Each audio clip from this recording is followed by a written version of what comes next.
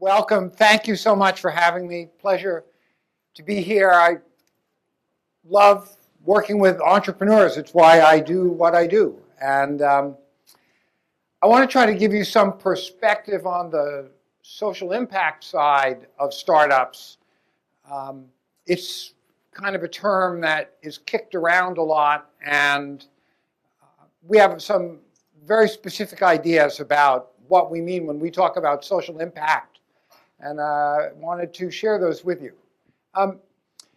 There's a kind of view, conventional view, maybe even a little bit old-fashioned, that says, well, look, there are real startups that are the hardcore kick-ass startups, and then over here there's some territory of do-gooders who are trying to make the world a better place, and they have some sort of social enterprise, and maybe some of those are actually going to do some good in the world, but they're certainly never going to make a lot of money the way these hardcore kick-ass startups are going to do. So that is not the perspective from which I operate. It is that all startups actually have social impact. They do things, their products have value or don't have value. And some of the impact is what we call gap widening, and some of it is gap closing. And I'm going to give some examples in a minute.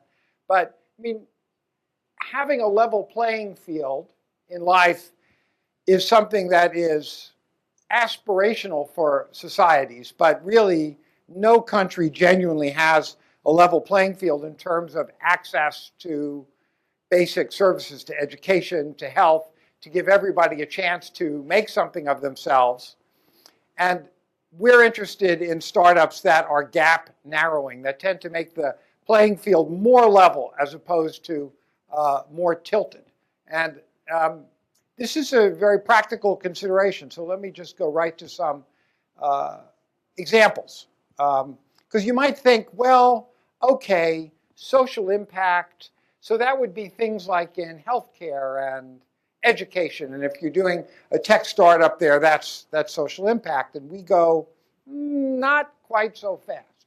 Because we do this kind of gap analysis. So let's take a look at healthcare. We've seen some very interesting plans that have creative leverage of information technology in the service of concierge medicine. Concierge medicine means where you pay a significant monthly fee above and beyond what your health insurance covers, if you can afford it. And for that, you get hot and cold running physicians and other types of health professionals 24/7.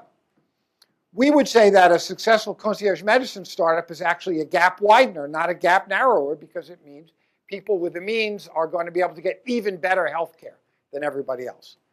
On the other hand, we actually did make an investment in a company called Propeller Health, used to be called Asmapolis, that makes a wireless sensor that does, it's used on an emergency inhaler that people who have asthma carry around with them.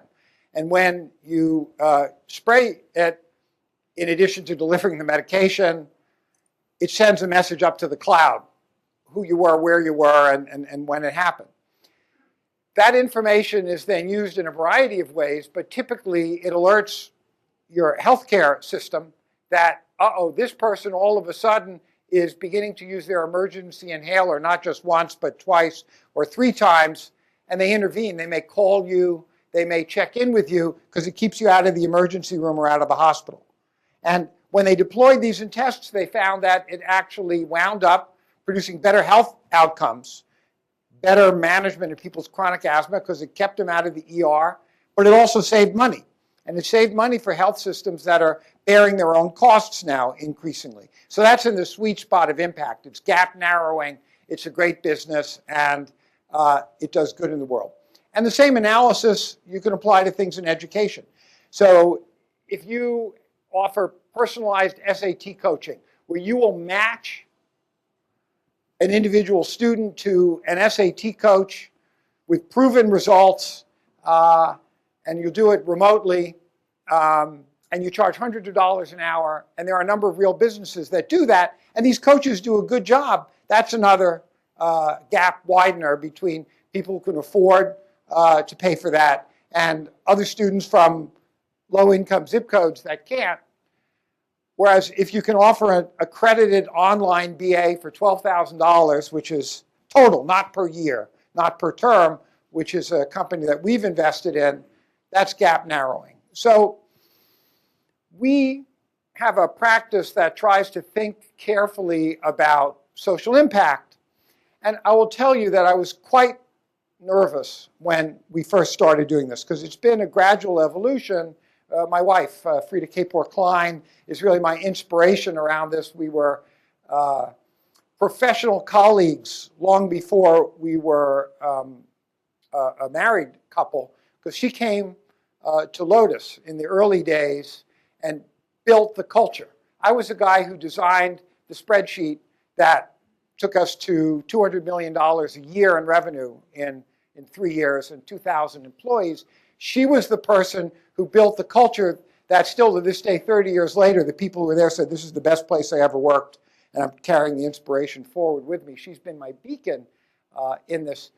And when we moved to Silicon Valley in '99 and started thinking about this, and believe me, it was 6 or 7 years before I really bought into it. So my nervousness was it's going to scare people off, that they're going to, they're going to run the other way. And what I have found, and this has been one of the most surprising things, is that while yes, a few people run the other way when I start talking like this, in every single audience I've ever spoken to, there's a significant percentage of people that go, thank God for you, because this is really in my heart. I want to build a great business, but the reason I want to build a great business is to make a difference in the world. And all the advice I've been getting is don't tell investors about this, because they're not going to like that at all. And when it became clear that this is what we do, all of these fabulous entrepreneurs started seeking us out saying, I want you guys to invest in us because we're more aligned than the rest of the valley around us. And so we have a terrific and wonderful deal flow and some amazing companies that do things that you just wouldn't believe. Pigeonly, I don't have enough time to go into all this in detail, but did you know that over $2 billion a year is spent by people in prison making phone calls, long-distance phone calls, at $2 to $3 a minute? That is a market ripe for disruption, and Pigeonly is disrupting it. Regali is another great company that is doing a similar thing for very high-cost international remittances. Desmos, if you Google graphing calculator, Desmos will now be the #1 result. It's this astounding free graphing calculator with amazing penetration.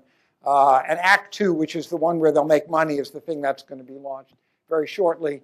Plaza Familia, this is a great story. A woman who is an immigrant from the Dominican Republic, a self-taught software developer with a company that does an online math curriculum which is fully in English and Spanish and soon other languages, aimed at English language learners in school. Spreading first year to several hundred schools and well into the mid-7 figures in revenue. The interesting thing we learned about this, and the great thing, is that when your online curriculum is not just in English, but is also in another language, you know who it's really good for? Not the kids. The kids are learning English quickly. It's for the parents. And if you can loop the parents in, because the parents can actually read what the homework is about and participate with the kids and be part of the educational circle that's supporting kids, you are really helping these English language learners who are the most challenged and lowest performing group in schools. So that is really, it's a kick-ass company. We also look for the occasional unicorn or big disruptor. We're fortunate to be investors in Formlabs, which is making 3D printers. We were one of the first investors in Uber. Now, I will confess frankly, this was 4 years ago. We were just getting serious about impact. We knew it was important, but we were nowhere near as crisp as we are now. And Uber, like every other big disruptor, if you look at what its impact is, a huge amount of it is positive and some of it is negative. So among the positives are besides it just being, awesomely convenient for consumers, is it literally has created many thousands if not now, tens of thousands of good jobs. If you ever talk to an Uber driver and ask them, do they like it?